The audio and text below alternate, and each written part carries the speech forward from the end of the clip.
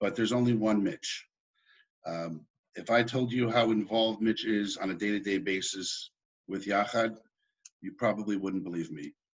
Mitch and I speak almost on a daily basis. Mitch, for me, over the last 17 months, has been a guide, a mentor, and a friend. I'm ecstatic to introduce to you all Mitch Ader.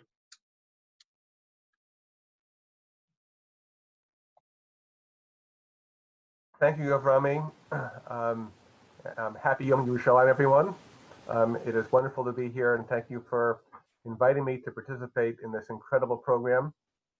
The range of the topics that we've covered this week and the quality of the presenters has been phenomenal. In fact, I think I ought to get some college credits out of this, or maybe a diploma.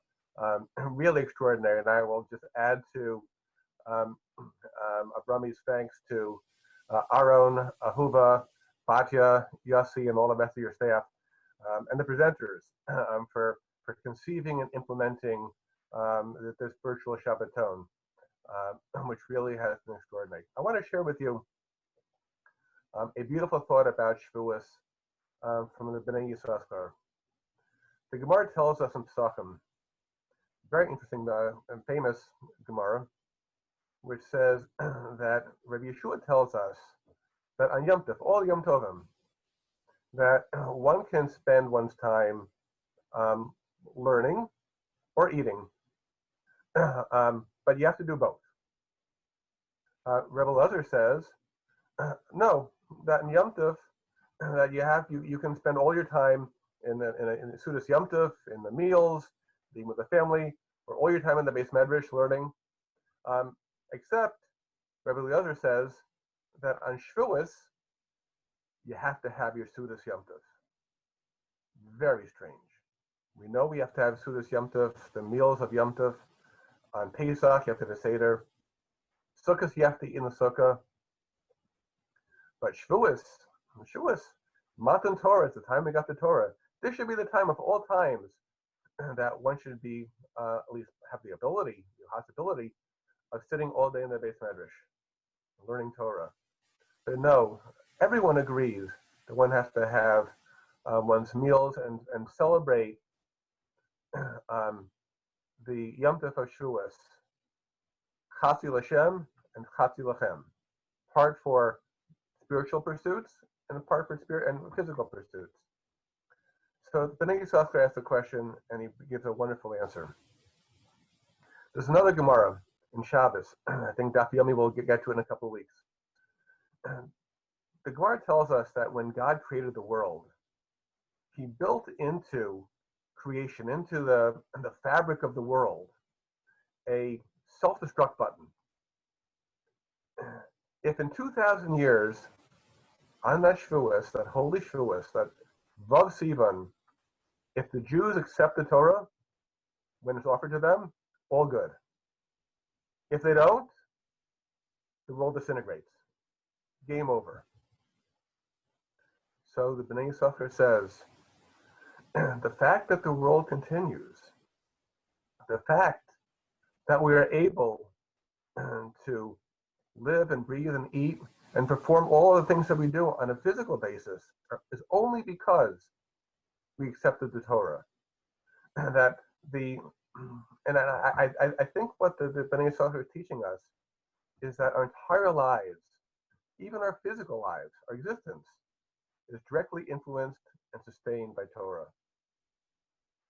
Next week, approximately a week from now, on Shavuos, when we're eating cheesecake, we need to remind ourselves of the mandate to view everything through the prism of Torah.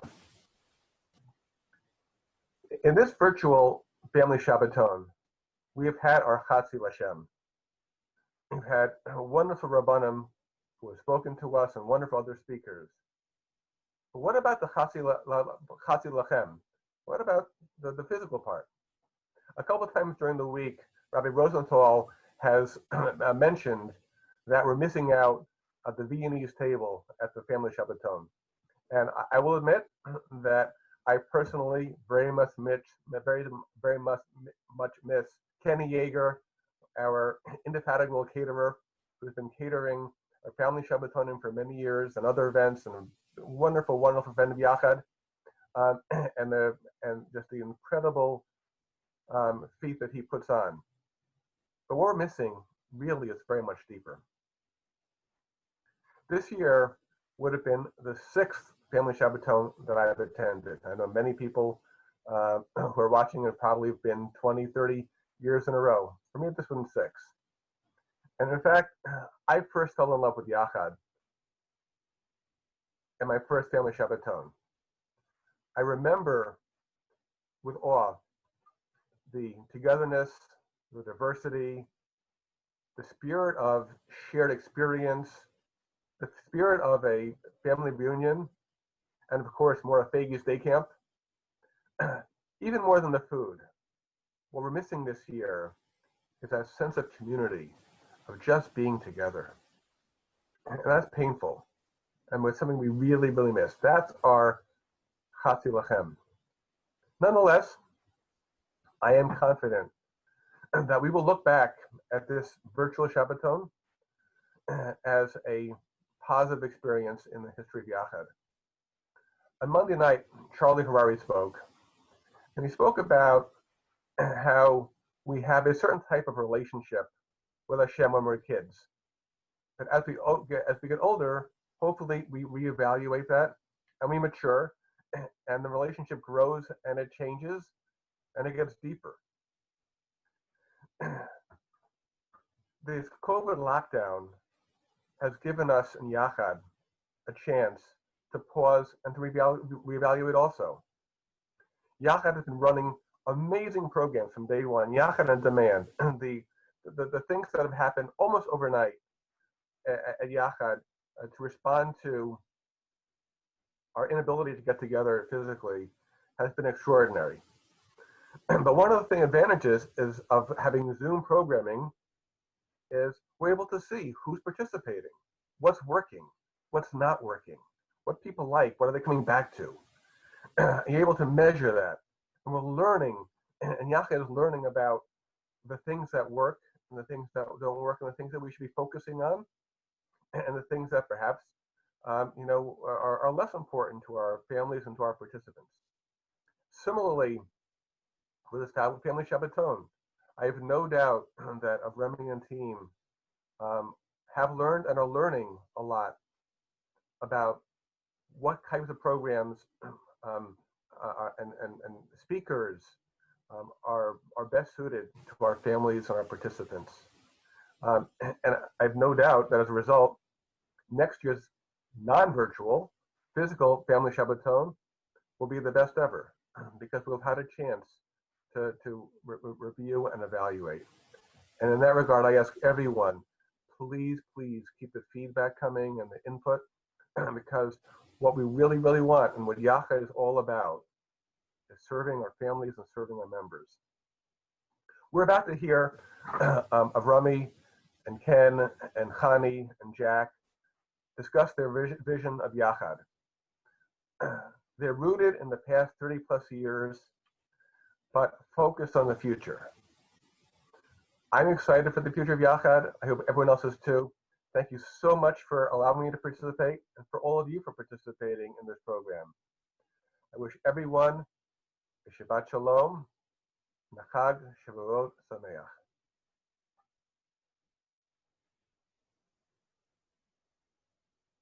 Good evening, everyone. My name is Ken Sable, and I'm one of the associate directors here at Yachad. Thank you so much, Mitch, for those beautiful words and that wonderful message. And thank you so much for what you do every single day. I personally have worked with many chairs over countless years in the Jewish communal world, and your dedication and leadership are certainly second to none. So thank you so much for what you do every single day. Welcome once again to our last evening of our virtual Shabbaton week.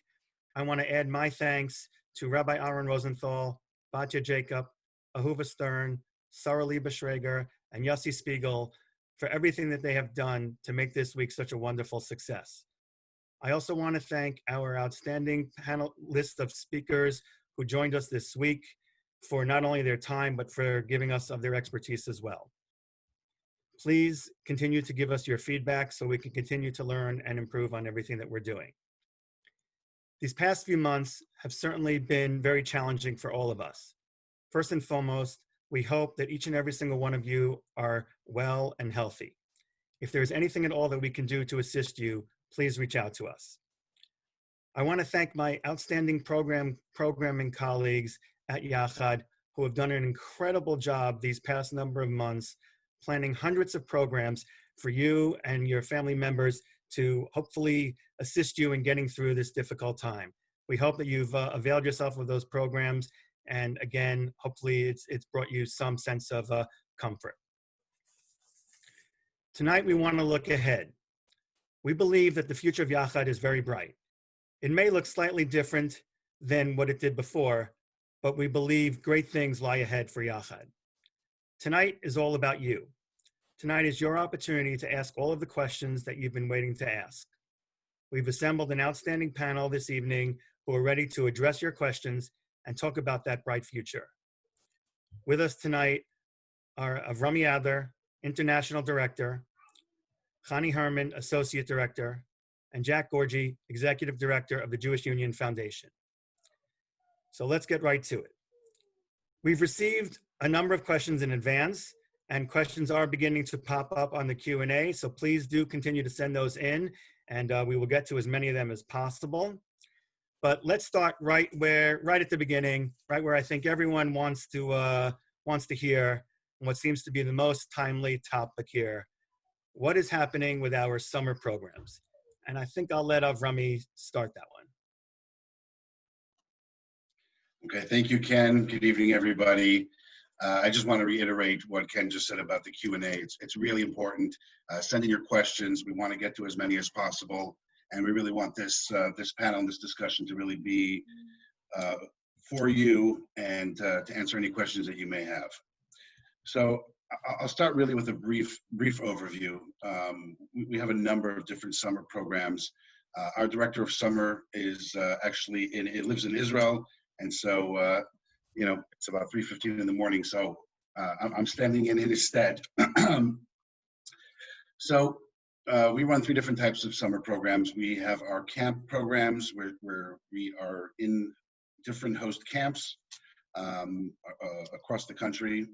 And in Canada, and so for those programs, we're working really on a daily basis with our camp partners. As I'm sure everybody knows, last night one of our camp partners sent out a notice of cancellation, Camp Morasha, and we were and have been and still are in touch with Camp Morasha. The same thing happened the day before in Toronto. Moshe Ennismore sent out notice that they would not be opening. And so we're in close contact. We've been in communication with our families who have loved ones that were going to those camps. And we're working on alternative programming, which I'm going to get to in a little bit later, I should say. A lot of our camp partners, or some of our camp partners, are still hopeful that they'll be able to open. And what we see really right now is everything is really state by state and case by case basis. What I first want to say really, and this is going to go throughout the night, I would say, and we'll keep reiterating this point.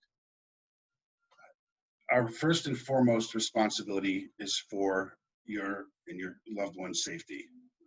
We take that responsibility extremely seriously, and every bit of planning that we are doing is taking that into account first and foremost. We will not be running a summer program if we don't feel that we can do it in a safe way.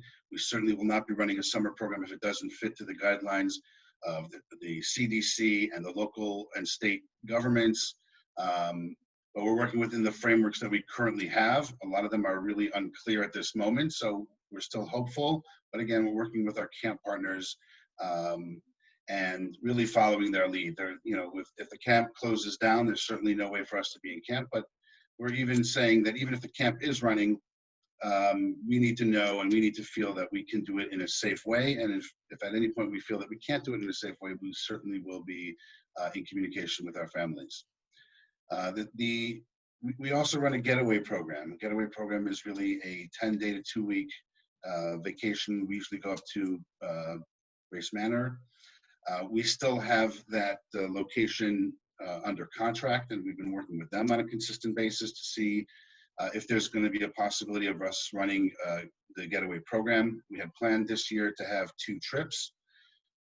The likelihood at this moment is that we are going to, push back the dates a little bit to give us a little bit more time for planning purposes, for there to be guidance that's set by the state of New York. We may run trips at a short, for shorter periods of time, or we might consolidate the groups. And these things again have been communicated to the families that are registered with Getaway. And finally, I would say our last program, which is really one of Yachad's flagship programs, is Yad B'Yad. There's a lot going on right now in the news, especially as it relates to Israel. Israel has begun opening up. However, at this point, they're still, they still have not okayed the travel from the United States and for all these travel programs to Israel. And so what we've done recently is we've worked with the travel company, and we've pushed back the dates. So we're looking at potentially having a 3-week Yad B'Yad from early August. Again, those are really tentative at this point. A lot of it's going to depend again on what's happening in Israel, what they will allow, and our comfort level as it relates to the safety of all of our participants and staff. We are also working on alternative plans for Yad B'Yad as a potential, and looking at domestic options. And again, I know he's sleeping now, but I got to give kudos to Joe Goldfarb, our director of summer, who's really been, he and his team have been on the phone, literally day and night, looking at alternate options, different states, learning the rules, and in contact with the local state officials to see where, which states and which locations could potentially work. Again, without knowing the full guidelines of those states and the governors and the CDC, there's no way today for us to confirm, that those will be happening, but those are contingency plans that we're working through in the hopes that we can. I guess the last thing I will say really is perhaps what I should have started with, which is I know how important the summer is. I've heard for 20 years, and I know that for many, the summer really is the lifeline. And I've heard from so many parents that these 2 months in the summer are really what gets them through the other 10 months. And I appreciate that and realize that, and we are going to do everything in our power to give that to you, but only if we can do it in a safe manner. And I know you would expect no less. I guess moving forward throughout the evening, I'll be able to talk a little bit about some of the alternative plans that we're working on as well. But that would be the update currently for the summer programs. Thank you so much, Avrami. We appreciate that. And as you said, we'll probably come back to either some additional summer questions or alternative plans. But as we begin to move beyond the summer, I know Yachad has given much thought to what the fall will look like. Chani, I wonder if you can give us a sense of what social recreational programming may look like for Yachad come the fall.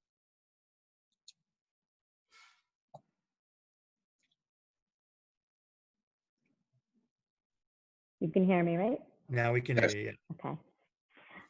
Good evening, everyone. Hard to believe that we are not physically at the Yachad Family Shabbaton. I've been to the Family Shabbaton for many, many years. I do miss Kenny Yeager's 5-star chocolate chip cookies. And for those of you who don't know this, you can appreciate that actually the weekend that we were supposed to have Family Shabbaton, and I think it was May 4th, my husband and I don't live that far from the Yeagers, and we walked over and stood about 20 feet from their house and screamed, "Family Shabbaton 2020, bring out the cookies," but they didn't have any cookies for us. So family Shabbaton, I think, just that example that we went over to the Jaegers just speaks volumes about the family relationships and the connections that are made at that Shabbaton. And we really do miss all of you. And we look forward to being back together again next year.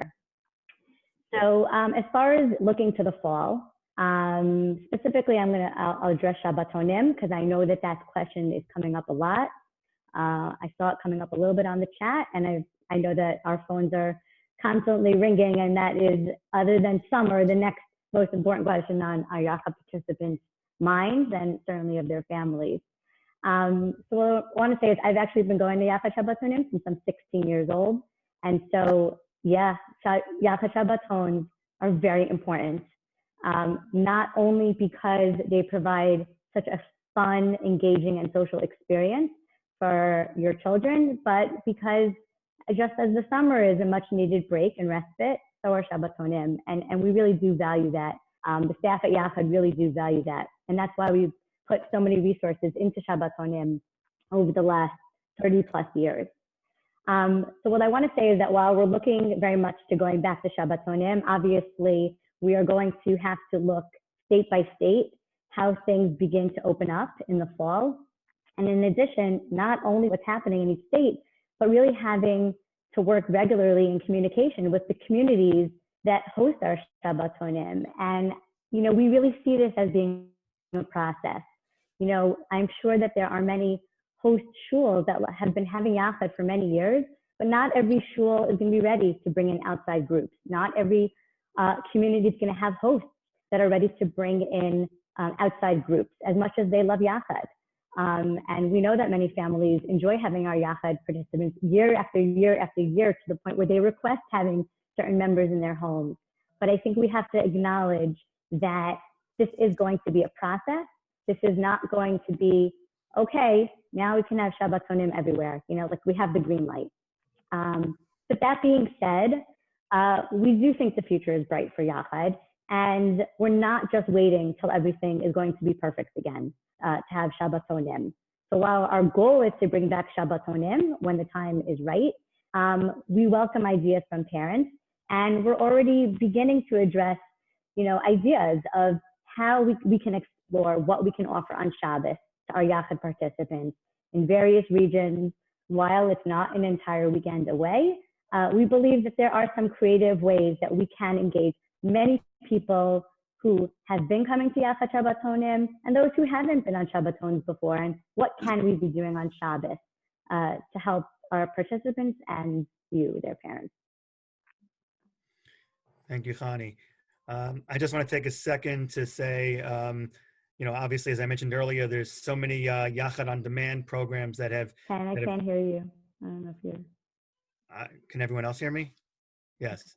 Yes. So I mentioned earlier about the Yachad on Demand programs that have been such a fixture for the last number of months.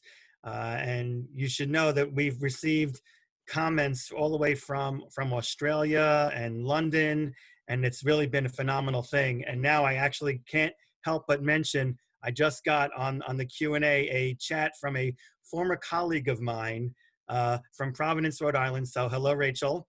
And letting me know that her son and daughter are very active members in Providence. And it's been a long time, but that's really amazing. So hello, Rachel.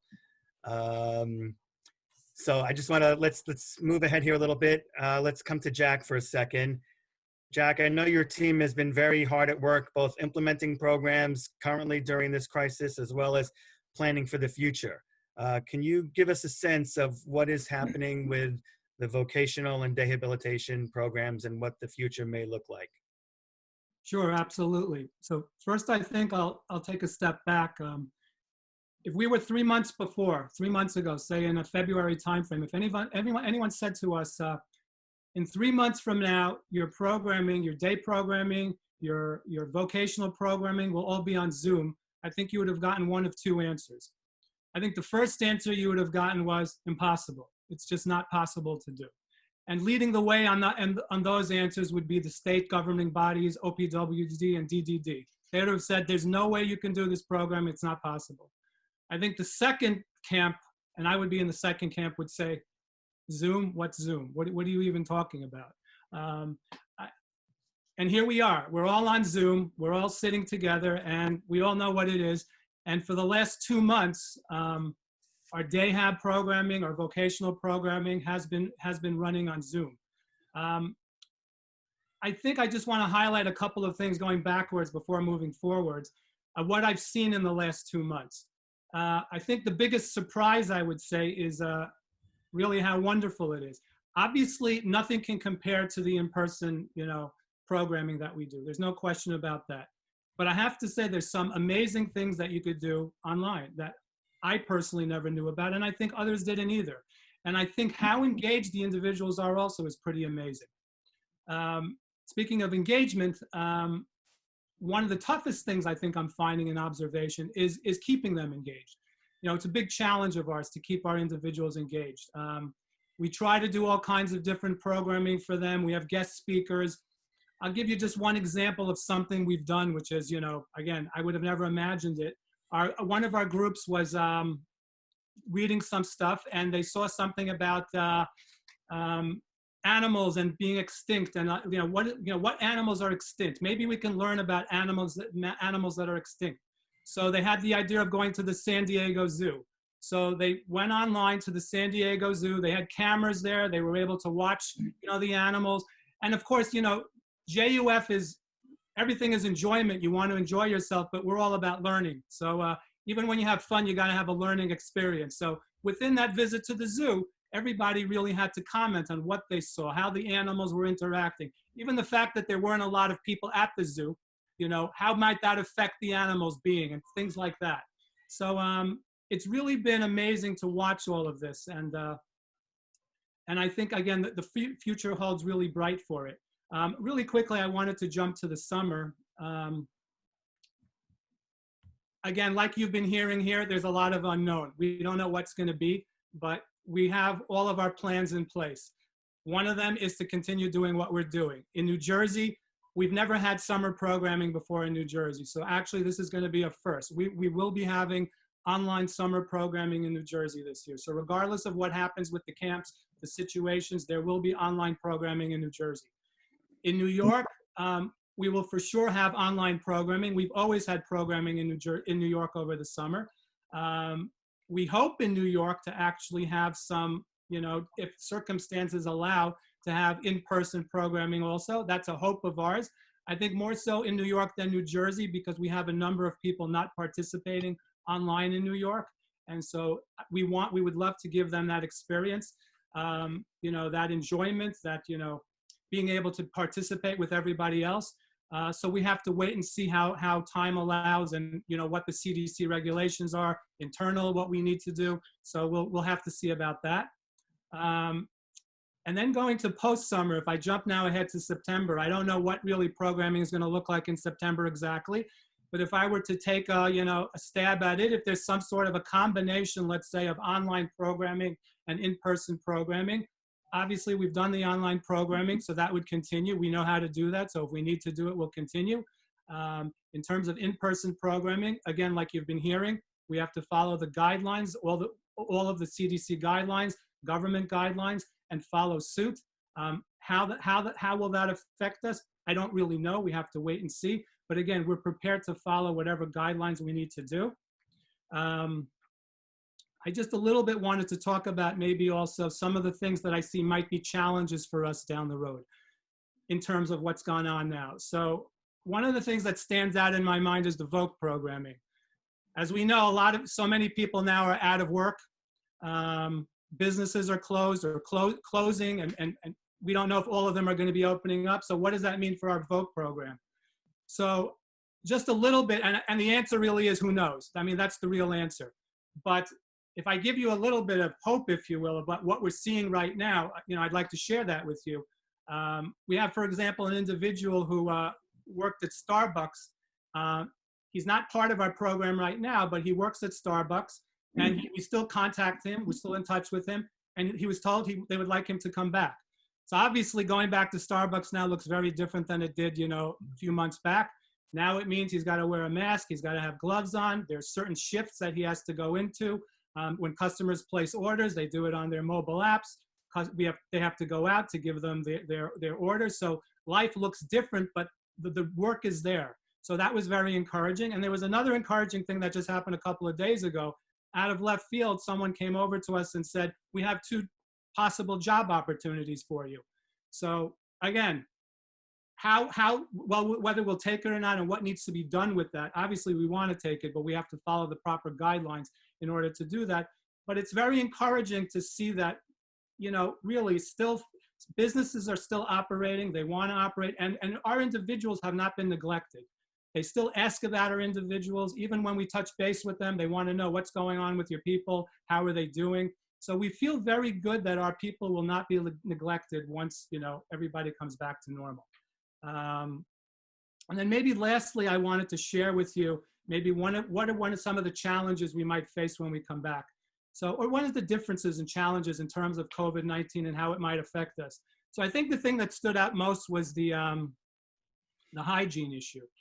Hygiene to me is not just about washing your hands in terms of how JOF is going to view this. It involves every aspect of what we do, how someone has to come in. Do they have to have their temperature checked before they're allowed into our programming? I mean, there's so many things that are going to be involved in this.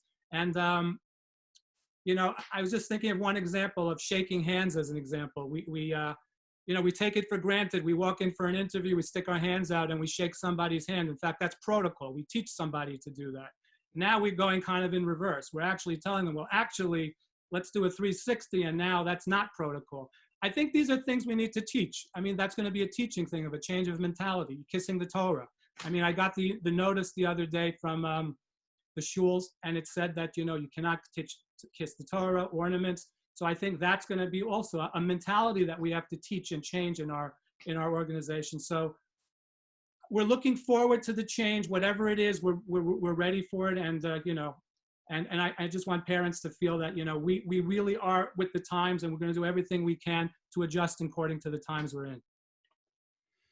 Wow, that's great, Jack. You are truly inspiring. Really, you're doing amazing stuff. And I don't know if you know it, but you've gotten JUF has gotten a very, very nice shout out on the Q&A here about how you were one of the first up to have Zoom classes, and their daughter really loves everything that's happening there to work on her skills. So kol hakavod to you. Just a quick follow-up. I wonder, with everything that's going on, do you have any plans for expansion? So it's funny, before this all happened, we had a plan actually to, we had actually met with a couple of shuls in the Muncie area. I think one was in Nanuet, one was in Montebello. And we were seriously considering, more than seriously considering, we went through all the steps. We met families, and our goal was to actually open up, right after Pesach. So obviously things got thrown off now, but that doesn't mean we're not going back to that. And so when time permits, and when, the environment admits, allows, we're going to go back to that. We have about 10 families who we're still in touch with. They're interested in the programming. Again, the shuls that we've met with, obviously, we have to go back to that to see what that situation looks like, going back to the shuls. But we do. And if all goes well, I would love to see us opening up sometime soon after the Chagim. That would be wonderful. But again, we have to see what happens, in our environment before we make those decisions. Beautiful. I'll throw out a question that we've received here. Whoever wants to try to answer it can just give a wave. How do we engage young adults who are socially isolated and spending most of their time on video games? Any tips to how to, get them engaged beyond just sitting on the video game? Are you saying they're referring to video games and not Yachad activities? Correct. Okay. Yeah. So I guess I'll jump in, and then others can join. I guess I would just say, in my experience specifically in Yachad, you can't really force somebody to do something that they don't want to do. But that being said, I think sometimes, thank God we have a lot of activities happening every day. If you look at the Yachad On Demand schedule, I mean, it's literally going from morning to night. I would really say that maybe to encourage them to pick one activity and let it be their choice, because there really are a lot of different kinds of activities, anything from literally like game nights, Jeopardy and Family Feud, to physical activities like Zumba and physically fit activities, learning Torah, Mishmar. There's really so many different kinds of activities happening. So I would really try to encourage them to just pick one of those activities, and then maybe the next day try to pick two, just so they can get a flavor of the different things. I think once they're on, I hope that they'll be able to meet people, and what's special about these activities is that they have the opportunity actually to meet people from around the world, which is one of those silver linings that we're seeing during COVID-19. Is while we very much miss our in-person programming and nothing can replace that, we have people forming friendships from all across the world. So I think there's a lot of positive things happening. And if it's not Yachad activities, maybe they could find something else. It doesn't have to be Yachad on-demand activities. It can be it could be a virtual tour of the Kotel. It could be a virtual tour of, I think New Jersey ran an activity recently where they went to Hershey Park. I mean, sky's the limit. There's so many activities out there. There are not just video games. I think there are a lot of opportunities out there, and it just takes a little bit of time to research what's out there. I just would add on to what Hani said. I agree. It really is. It has to be baby steps. You got to take baby steps, and maybe one builds to the other. But also keeping in mind that we all know when we say we know how difficult this time is, and whether being on video games all day is really maybe just an escape, and just to not how difficult it is to deal with being isolated, and this is so take it slow, take it easy, baby steps. Maybe it's not even a full program. Come on for 5-10 minutes, come for 15 or 20 minutes, and build it up that way. While we all agree that being on video games all day isn't necessarily the healthiest thing to do, I agree with Hani, you can't force it, but also really understanding that quite often this is really more of an escape, in finding a way just to deal with that isolation and with the hurt of not being able to be out there. So that would be my addition. I wanted to also add one more thing. It doesn't necessarily have to be activities. Yachad recently partnered with an amazing man. His name is Michael Libor. He's from the 5 Towns. So if any of you on this Zoom tonight are from the 5 Towns and know him, next time you see him, you can tell him we gave him a shout out. He's an amazing person who developed an incredible new app called the Sruli app. And Yachad has partnered with the Sruli app. And basically what it is that it's a new Jewish social networking platform that's monitored by Yachad staff. So we really monitor, and it's safe. The app is already active. It has about 700 users already in such a short time. And honestly, this app was developed before COVID-19 for the reasons that we're talking about now: social isolation, people being on video games too long, as the person gave as an example, or not enough access to programs like Yachad or other kinds of organizations, really being isolated. And another reason that the app was developed was because many of our participants really crave friendship. And sometimes they do make friends at Yachad Shabbatons or other organizations' events, but they don't have a great, meaningful way to keep in touch with them.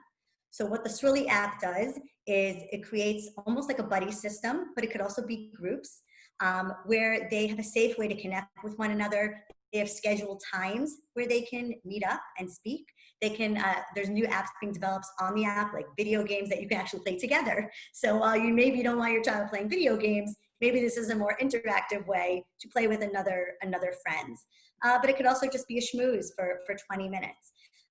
It's something that has great capacity. We'd love, if you have a child who's not yet on it and you want more information about it, you can certainly reach out to us about it after tonight. But that could be another great way to get away from video games and spend time doing something else that's meaningful.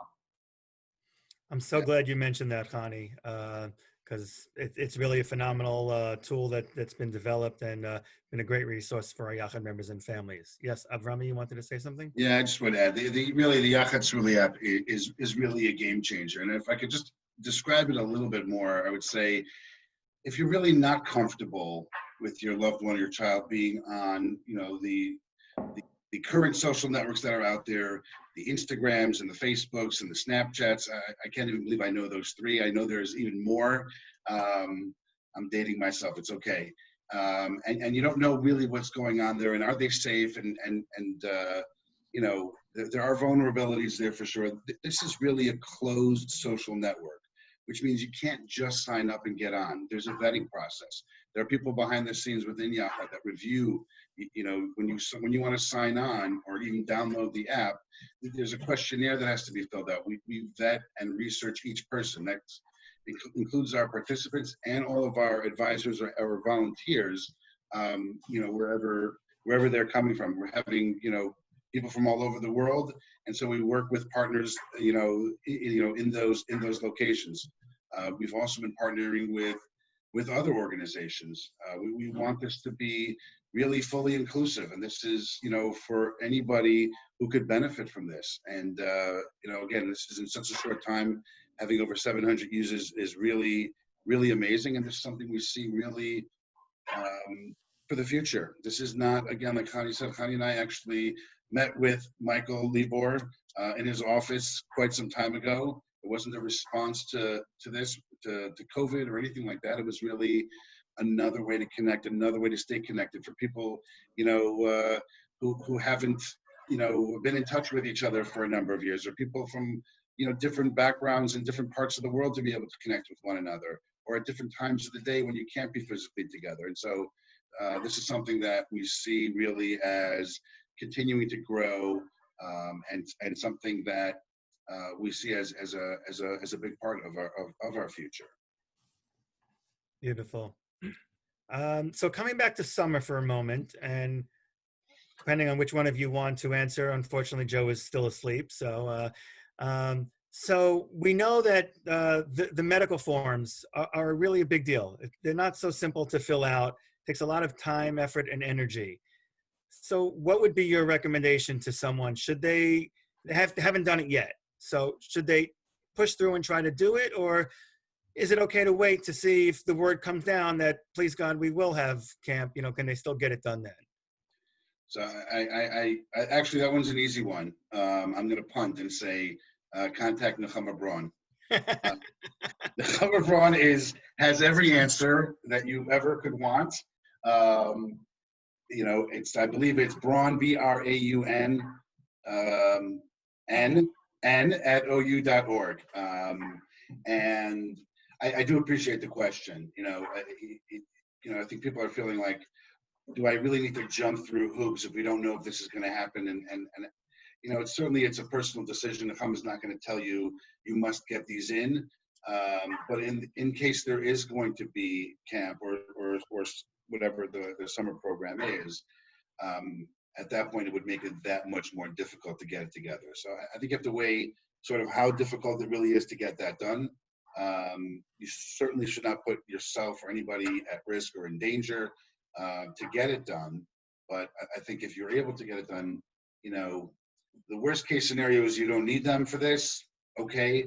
But if we are able to run our programs or some sort of program, it just might be easier to take care of it now than a mad rush that may come, into June or late into June and so on.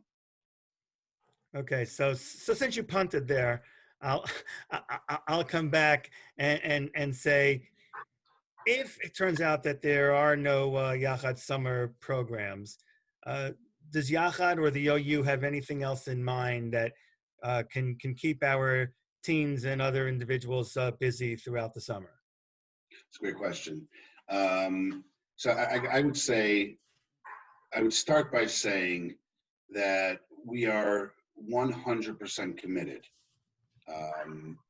to running programs over the summer. Now, what does programs mean? It will be really defined and determined by, again, local and state governments. It may look different in different regions. We have people who are working on, sort of the worst case scenarios. If we're still in the same place we're in currently, and we need to do virtual programming, we will do virtual programming. We are not we're not taking vacation in the summer. We're not off. We are committed, and while we hope and we pray, really, that we're not still running 24 hours a day from morning till night virtual programming. We know that, as amazing as it's been, we know that it doesn't take the place of a summer program, of being outdoors, of being amongst people, but we would do that, and we're well on our way in terms of planning and working on those contingency plans. Additionally, over the last probably 6 weeks, that we've had a collaborative group of Yachad, NCSY, JLIC, which is a Jewish Learning Initiative on campus, and the Teach Network. We're all under the umbrella of the Orthodox Union. We've been meeting together. We've been meeting together with the president of the OU, the incoming executive vice president of the OU, to really develop, other sets of contingency planning. So what if we're not in a fully virtual world, but we're not able to go to a full sleepaway summer camp, which, we started the planning probably 5-6 weeks ago, and in certain places that actually looks like it might be, a realistic, outcome. And so we've developed and designed different types of programs that could be outdoors, again, if we're allowed, in smaller groups, working together with colleagues from these other organizations, within the OU to not only meet the needs of our members and all individuals with special needs, but our teens that are going to be, if they're not going to be in camp, and young people, young adults as well. We have also, since we started this planning, we've also reached out and met with a number of day school leaders. We've met with other camps that we currently have relationships with, camps that we don't have relationships with. One of the camps that I didn't mention earlier, in terms that had sent out an announcement about cancellations, was Camp Hask. Camp Hask, I think it was, today is, I'm losing track of days. I think like everybody who's been on Zoom day and night. Tuesday, I think they sent out a notice. And we had a meeting with them this morning to see, again, is there a way for us to come together and work together and find ways, for the greater good, to help as many people as we can. Our group internally, the collaborative group between Yachad, NCSY, and JLIC, we have tremendous staff on that planning group. Our own Rebecca Schrag from New York Yachad, and Yachad New York, and Rocky Sullivan from Yachad New Jersey, and Yakira Begun from Informal Education, really are leading the way on this group, again, along with colleagues from JLIC and NCSY. And really, so far, we have I would say is a robust plan. And again, depending on, could we be in groups of 25? Could we be groups of 15? Could we be in groups of 10? And we're looking at different communities. And this would be really for the daytime, for people who are going to day program. They wouldn't, we would probably try to have evening programming for them. For those who are under 21 or in communities where there aren't day habilitation or vocational programming during the day, we would have, programming through the day, and interactions with teens and young adults from the community to develop these friendships that would last even beyond the summer. One of the things about summer is it's not just about the 2 months or the 6 weeks of the summer. It really is relationships that last forever in many cases, and it's something that we want to be able to do. We also understand that the respite component is something that's at times huge, and whatever we can do on that level, we will do. So I know that a probably 20 or 25% right now of what we're doing, even with all the material that comes out, all the Yachad on demand programming, all of what Connie was talking about before with the Shrilly app and getting 700 people on a new application is no simple feat. I would probably say 20 or 25% of our time at this point is really, or more, is dedicated to summer planning in different ways, whether it's our current Yachad summer plans and the contingency planning that Joe and his team are working on, the virtual angle, and then this last thing that I talked about. It's really, we understand how important it is, and by hook or by crook, we will do whatever we are allowed to do in the summer for our Yachad members and for anybody in the community. That I also, sounds I just sounds wanted really to phenomenal. add, I wanted to add one thing, Sure. which is people have also asked if we will provide virtual programs in the summer. That was my next question. It's not either or.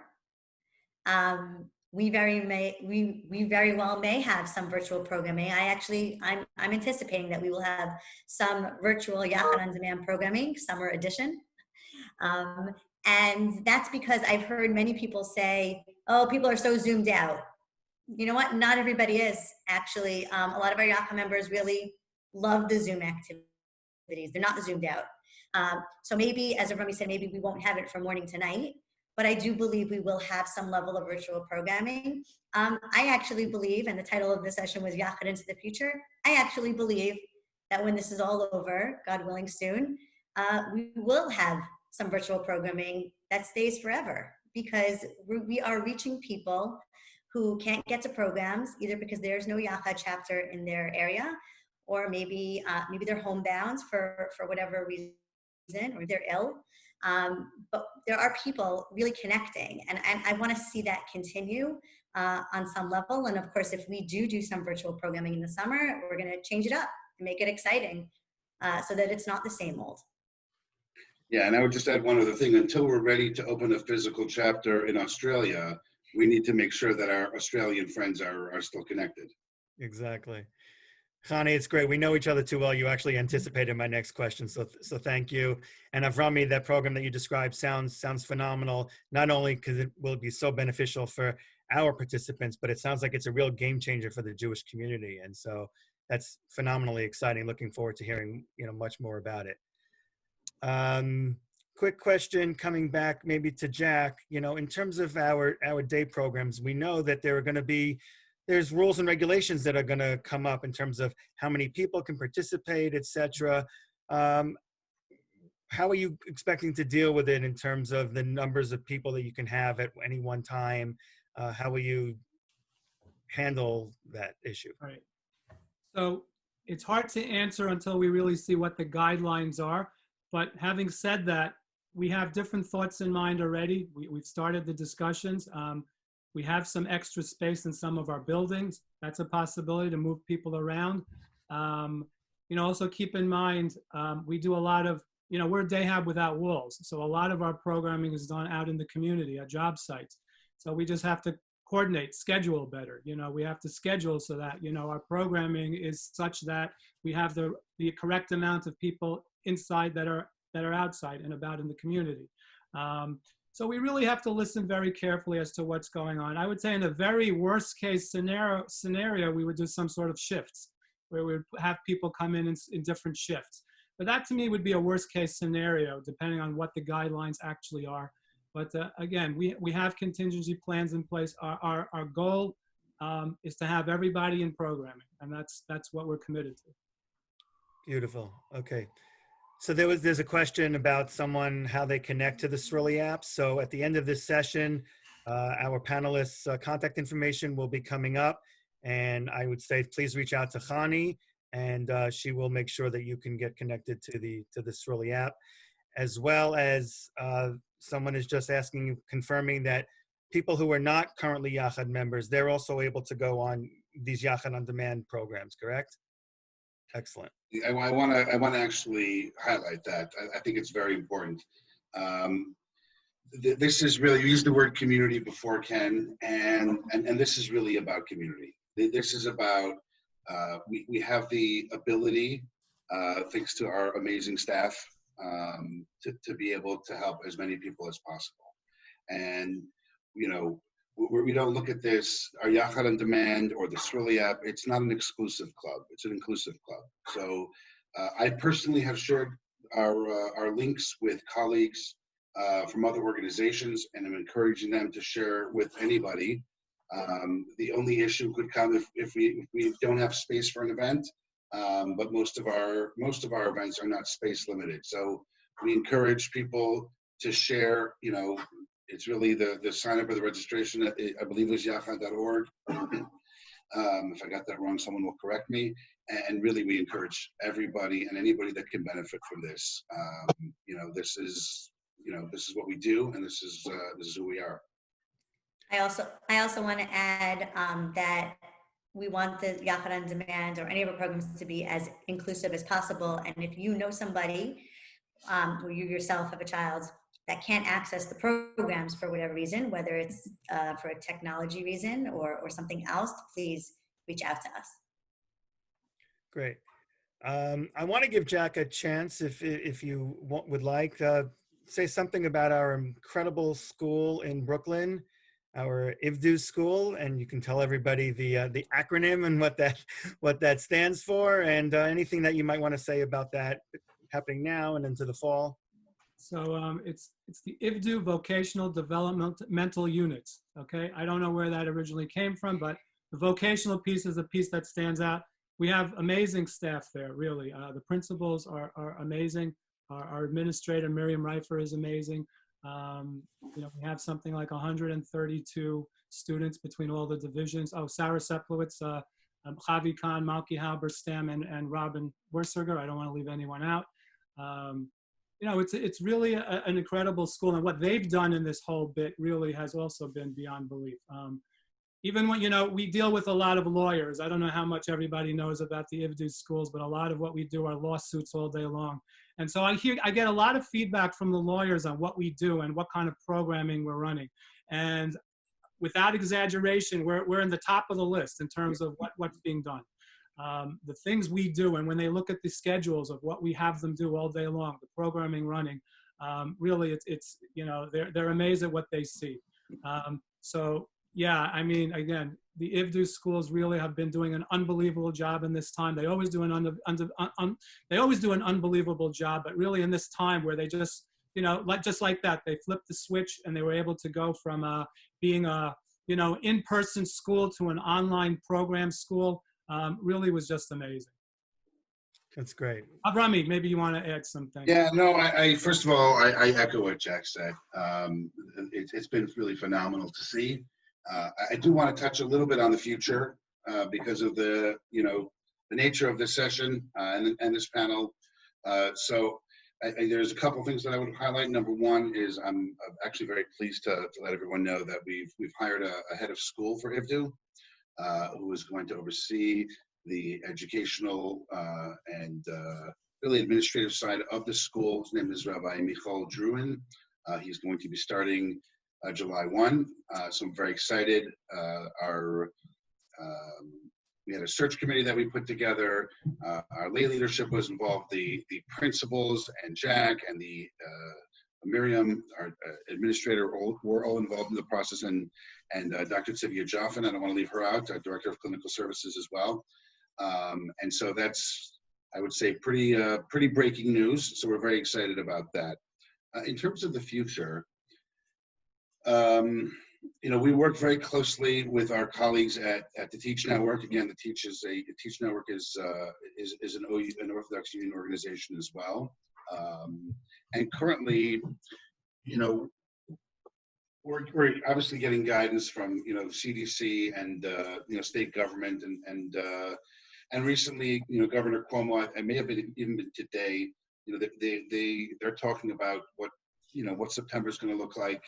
We're following that very, very carefully. There's a lot of back and forth on that. There's, uncertainty of whether we're going to have to stay virtual. Is there going to be some virtual and some in person? And, we're committed obviously to first and foremost following the guidelines. But what I would say the last couple months have shown is whatever the iteration is, whatever the state says is what we should be doing and what we need to be doing, I'm so confident that we'll be able to do it. Meaning, if you really flip the switch, and I think it was within a day they were virtual. And if I could just add and say, I don't think I'm in my house, but nobody's in earshot. My kids' schools, my kids who are in mainstream schools, we're not able to do that. And so it's really a testament to the staff and to you, Jack, as well. And so my confidence level is through the roof that whatever's thrown our way, we will succeed. Fantastic. So we literally have about 2 or 3 minutes left to our session here. So I just want to give any of our panelists an opportunity to say, what in particular have you learned about our organization during this crisis that you will take into the future, that you'd like to give as a final message to our families? Wow. Okay. I guess I'll go first, but there's so much.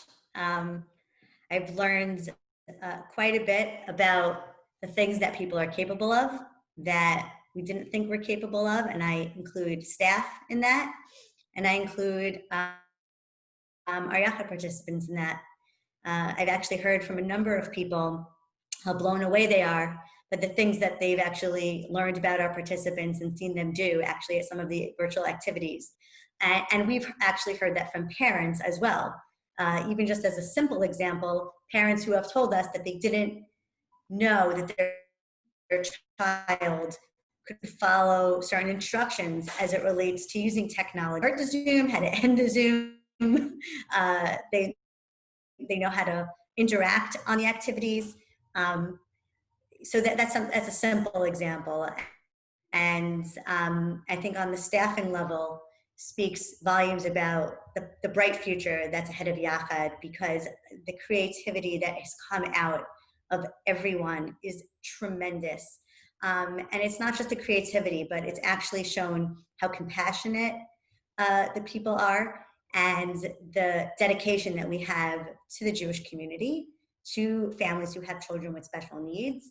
And that starts from a young age all the way, to an older age.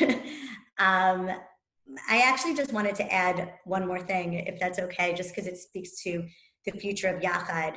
And I think I speak for all my colleagues when those of us who grew up going to Yachad Shabbatons, whether it's for 20 plus years or even just a few months, Yachad Shabbatons are certainly a highlight of what we do, but it's not going to be the only thing that we do. And one of the visions that I share with my colleagues is we'd love to see Yachad centers expand across the country. And what that means is a Yachad center is a home away from home experience where a Yachad member comes after school or after a day program. Usually typically happens in the evening time. We have dinner together, we have activities, we have inclusion with the community. And the reason, and there's a lot of details that go into it, which I won't talk about tonight, but the reason I mention it is because we don't want to be just an organization that sees your child on weekends or just in the summer.